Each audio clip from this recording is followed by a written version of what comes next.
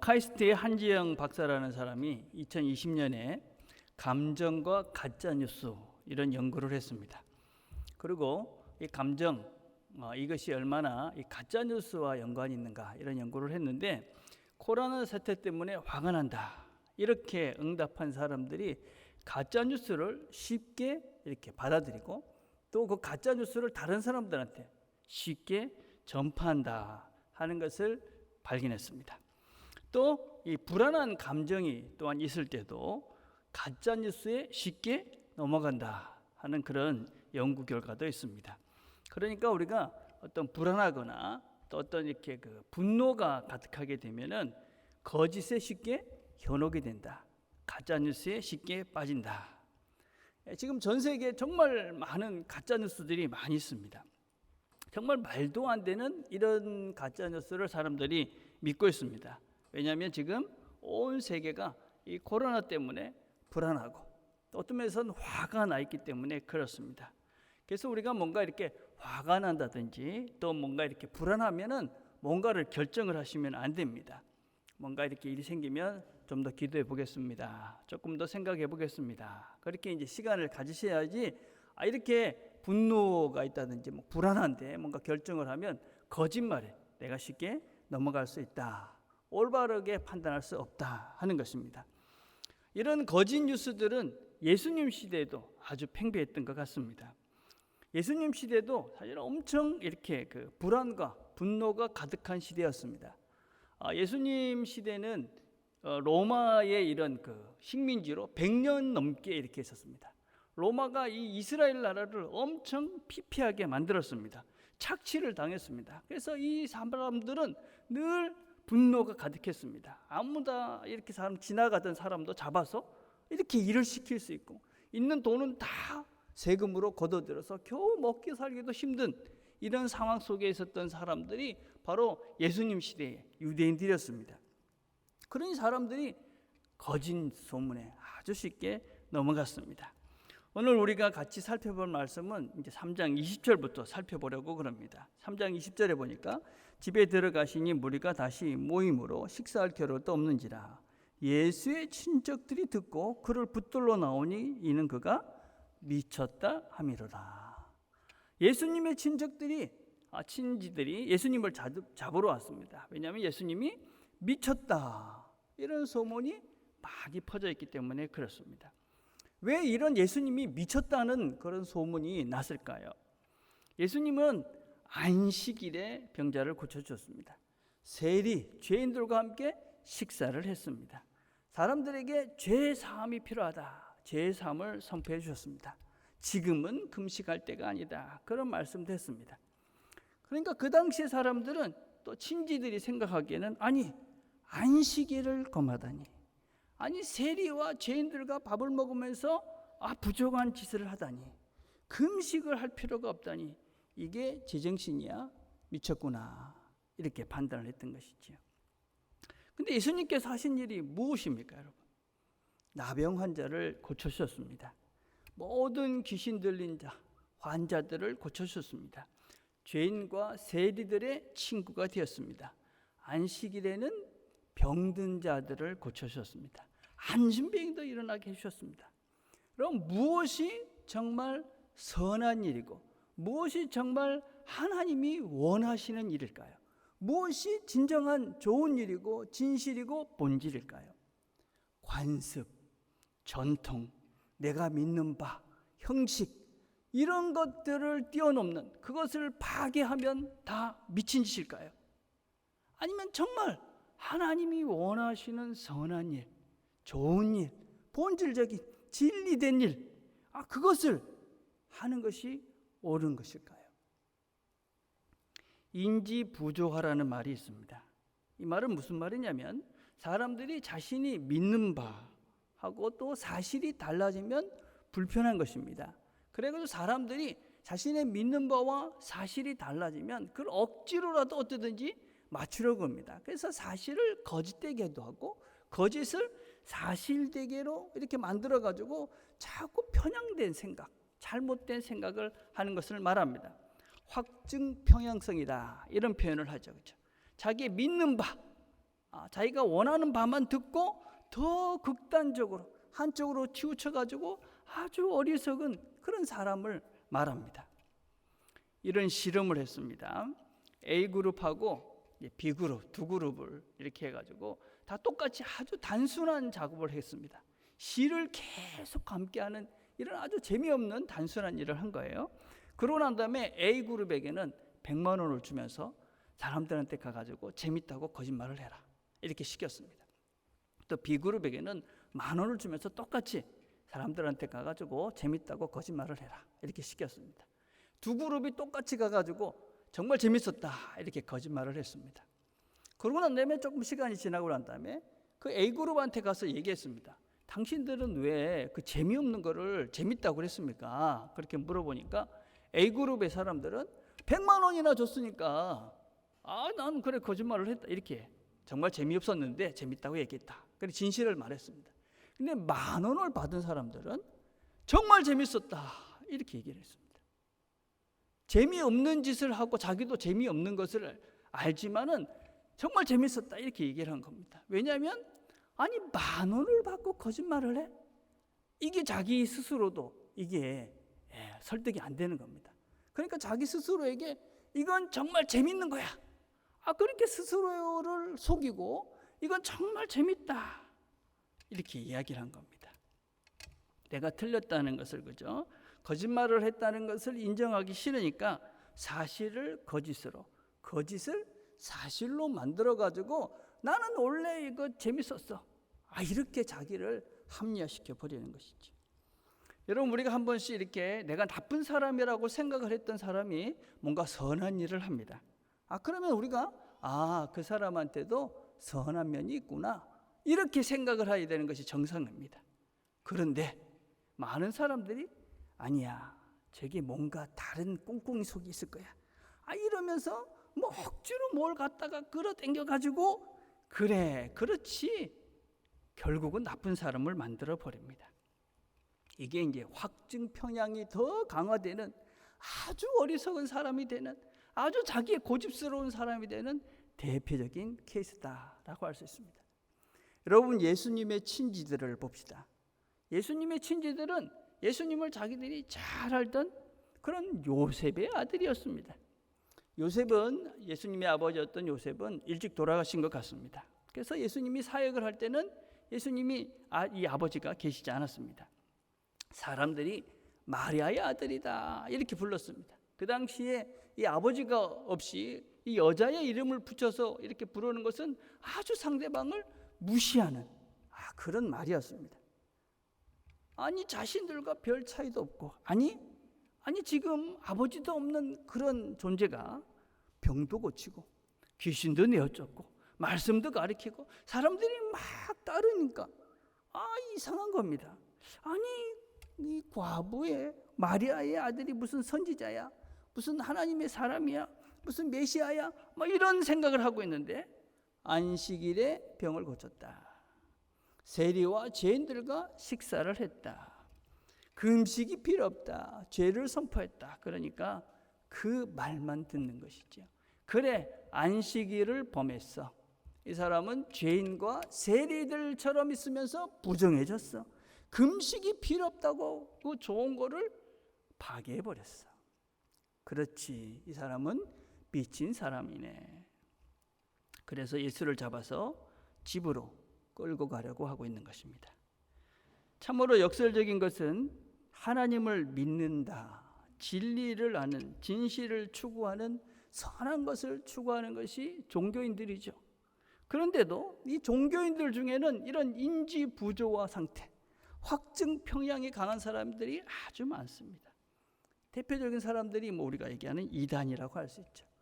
이 종말론에 빠진 사람들이 몇 월 며칠 날 예수님께서 다시 오신다 그렇게 이야기하고 안 왔습니다. 그러면 틀렸구나.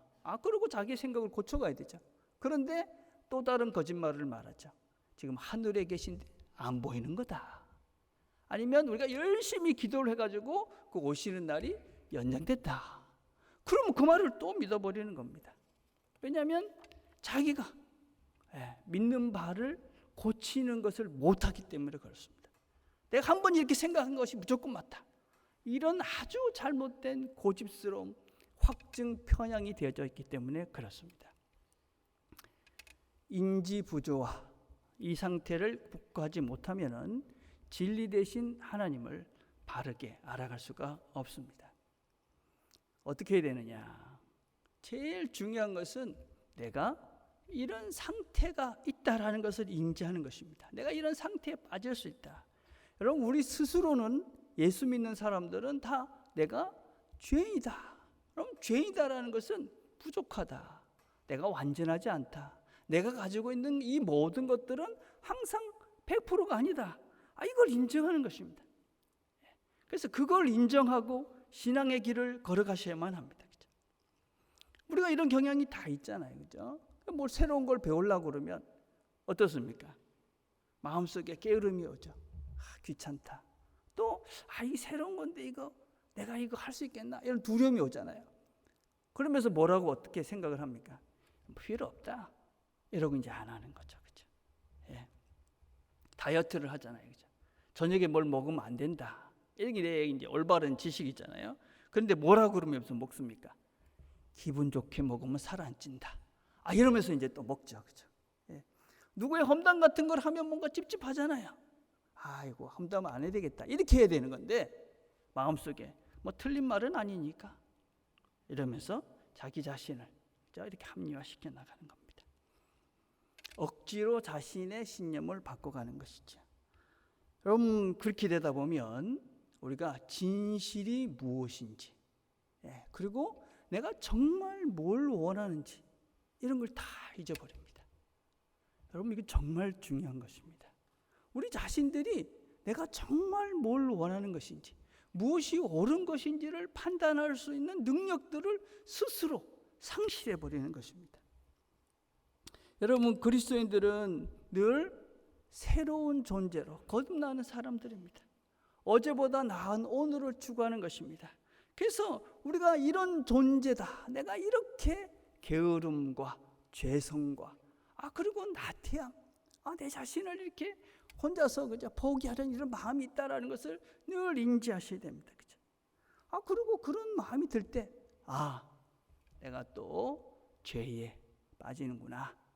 내가 이런 부족한 모습이 있는데 또 나를 스스로 합리화시키면서 나를 잃어버리고 있구나. 그리고 우리가 새로운 나를 계속적으로 추구해 가야 되는 것이죠. 그런데 우리가 이렇게 진리, 진실을 찾아가는 것이 더 어려운 이유는 적극적으로 거짓을 만드는 존재가 있기 때문에 그렇습니다. 거짓을 퍼뜨리고 만드는 존재들이 있다. 여러분, 예수님이 하신 일을 보십시오. 중풍병자를 이기고 나병 환자를 고치시고 수많은 병자를 고치시고 귀신을 내어 쫓으시고 자유를 주셨습니다.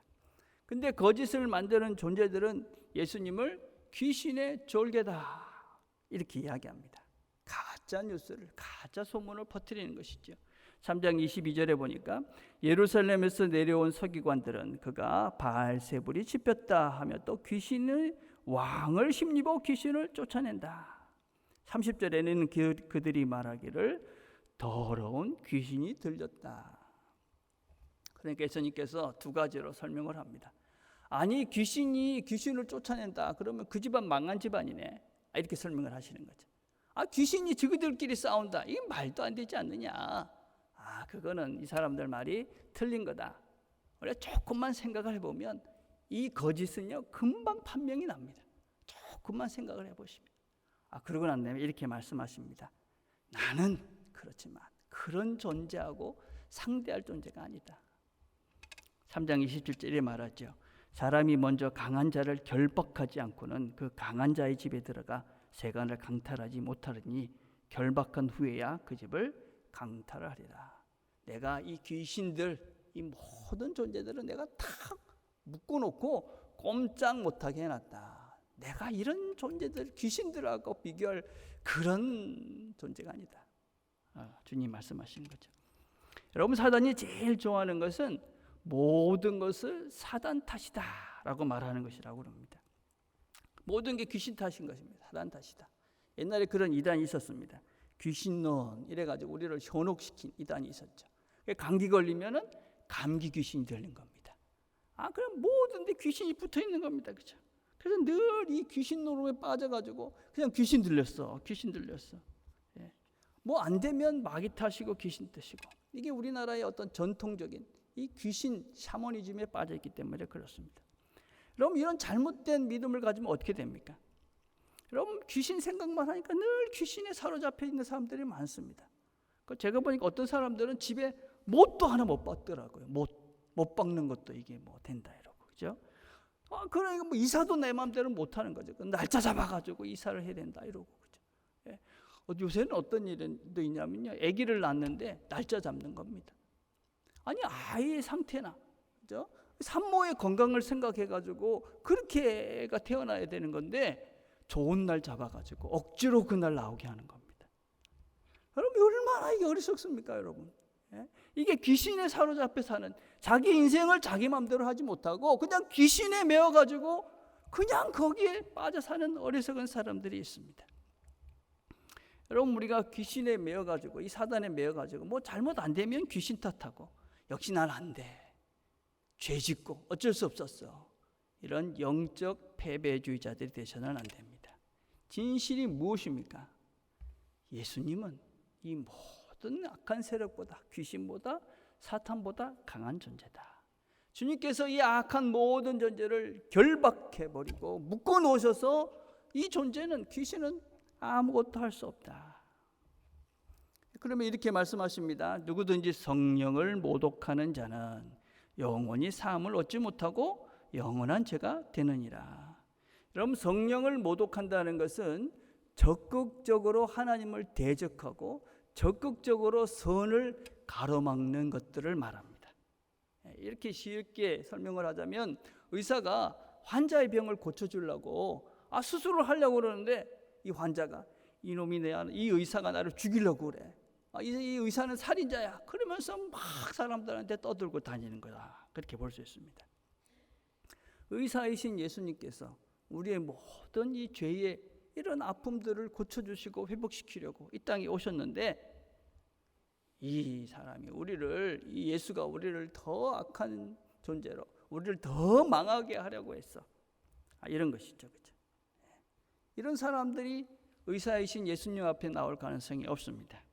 물론 나중에 자신이 얼마나 아픈 존재인지 깨닫고 예수님 앞에 오시면 괜찮습니다. 그런데 지금 이 서기관들처럼 의사이신 예수님을 살인자다, 사단이다, 이런 사람들은 고침을 받을 수 없다. 여러분, 우리에게는 해당이 되지 않는 말씀이죠. 우리가 하나님의 말씀에 적극적으로 대적해서는 안 되는 것이죠. 하나님의 뜻이 무엇이다, 그러면 내 뜻을 접고, 그렇구나, 여러분, 그렇기 때문에 우리가 이 자리에 앉아 있는 것이죠. 그래서 우리는 예수님의 고침을, 새롭게 하심을 기대하면서 여기 앉아 있는 것입니다. 말씀을 듣는 것입니다. 우리의 생각을 새롭게 고쳐가는 것이죠, 그렇죠? 그래서 명심하십시오. 사단은, 귀신은 우리를 어떻게 할 수 없다. 그래서 여러분, 귀신 생각하고 뭐 사단 생각하고 이런 생각하지 마시고 예수님을 생각하시며 사십시오. 우리를 사랑하시는 예수님, 무엇보다도 누구보다도 나를 좋은 길, 아름다운 길, 내가 비록 잘못된 선택을 해도 반드시 좋은 것으로 이끌어 가실 그분을 생각하시면서 사시면 되는 거죠, 그렇죠? 그렇게 서기관들과 논쟁을 하고 있는데 아직 가족들이 바깥에 있는 겁니다. 또 예수님을 부릅니다. 그때 예수의 어머니와 동생들이 와서 밖에 서서 사람을 보내어 예수를 부르니, 아마 예수님에게 병을 고쳐주라고 이렇게 오신 사람들이 너무 많았기 때문에 예수님을 직접 보기가 어려웠던 것 같습니다. 그래서 사람을 보내가지고 예수님을 우리가 만나러 왔다, 그렇게 이야기합니다. 그러니까 예수님께서 이렇게 말씀하시죠. 누가 내 어머니며 동생들이냐? 둘러 앉은 자를 보시며 이르시되 내 어머니와 내 동생들을 보라. 누구든지 하나님의 뜻대로 행하는 자가 내 형제요 자매요 어머니니라. 여기 이제 앉아있는, 하나님의 뜻대로 사려고 앉아있는 우리가 하나님의 새로운 가족들이다. 새로운 가족 공동체가 이렇게 시작되는 거다. 그렇게 말씀을 하시는 거죠. 여러분, 유대인들에게는 이 혈연 관계가 아주 특별한 그런 민족이었습니다. 그들은 그 이스라엘 민족이라는 것 자체가 그들에게 하나님 백성됨의 증거였습니다. 그래서 혈연으로 모든 것들이 연결되어 있던 사람들이 이스라엘이었습니다. 하나님의 백성이 그렇게 된다, 그래 믿었습니다. 그런데 주님께서 뭐라고 그럽니까? 아니다. 이제 새로운 가족이 시작되었다. 하나님 아버지, 그분을 믿는 믿음으로 그분의 뜻대로 살려는 사람들이 하나님 아버지 나라의 가족이 된다. 그렇게 선포하시는 거죠. 우리는 이 하나님 아버지를 바르게 알으셔야 됩니다. 여러분, 우리가 신앙의 초기에는 하나님 그러면 이제 아버지 이렇게 하면 인간적 아버지를 생각하죠. 그런데 신앙이 자라면 하나님의 온전한 아버지의 모습을 우리가 알게 되어집니다. 하나님 아버지는 우리 인간적인 아버지의 그 모습이 아닙니다. 우리는 다 부족하잖아요. 아버지들이 그 모습이 아니죠. 그래서 우리는 이 온전하신 아버지의 모습을 잘 찾아가셔야 됩니다. 폴 틸리라는 신학자는 이 하나님 아버지의 특징을 크게 두 가지로 얘기했어요. 첫째는 창조의 하나님이다. 창조의 아버지시다. 하나님께서 세상을 만드셨어요. 근데 우리는 하나님이 세상을 만드셨다 그러면 이 과거의 한 번의 일로 모든 것이 끝났다 그렇게 생각하잖아요. 하나님의 시간은 늘 현재다. 그래서 하나님의 창조는 끝난 것이 아닙니다. 늘 창조하시는 거죠. 창조. 늘 새롭게 해가시는 겁니다. 우리가 태어났기 때문에 끝난 것이 아니라 태어나고 난 다음에 너가 알아서 해라 그러시는 것이 아니라 우리를 늘 새롭게 만들어 가십니다. 성경 그래서 뭐라고 얘기합니까? 그런즉 누구든지 그리스도 안에 있으면 새로운 피조물이라. 이전 것은 지나갔으니 보라 새 것이 되었도다. 늘 새로운 존재가 되어진다. 하나님은 우리를 늘 새롭게 만들어 가신다. 이건 단지 우리만이 아니고 모든 피조물이 포함이 되는 거죠. 동물도 식물도 자연도. 하나님은 영원하신 분입니다. 그래서 그 속성은 변하지 않습니다. 하나님이 사랑하신다. 그럼 우리를 영원히 사랑하는 겁니다. 하나님은 창조하시는 분이다. 늘 창조하시는 분이다.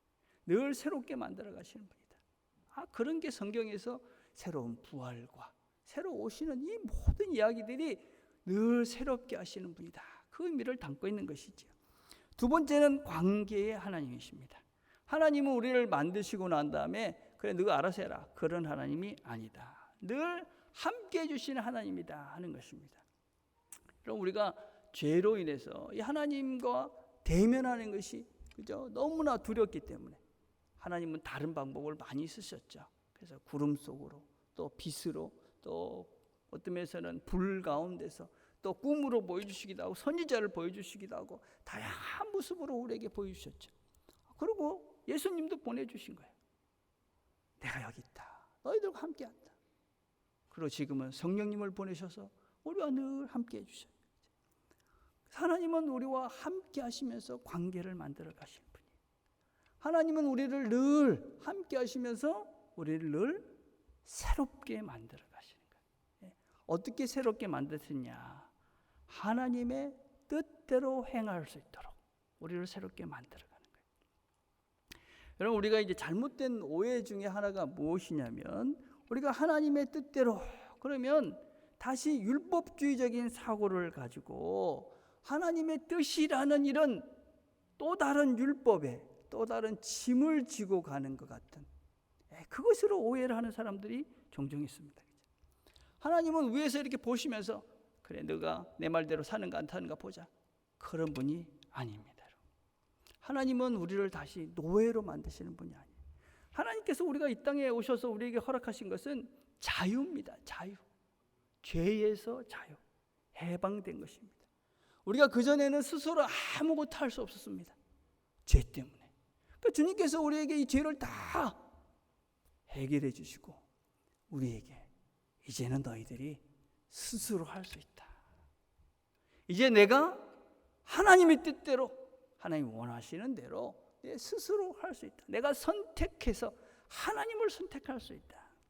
이런 말을 우리가 잘못 오해하면 그냥 내가 뭔가 짜여진 틀 속에서 산다고 생각하는데 그런 게 아니라는 겁니다. 내가 하고 싶은 걸 할 수 있다. 내가 하고 싶은 것을. 예.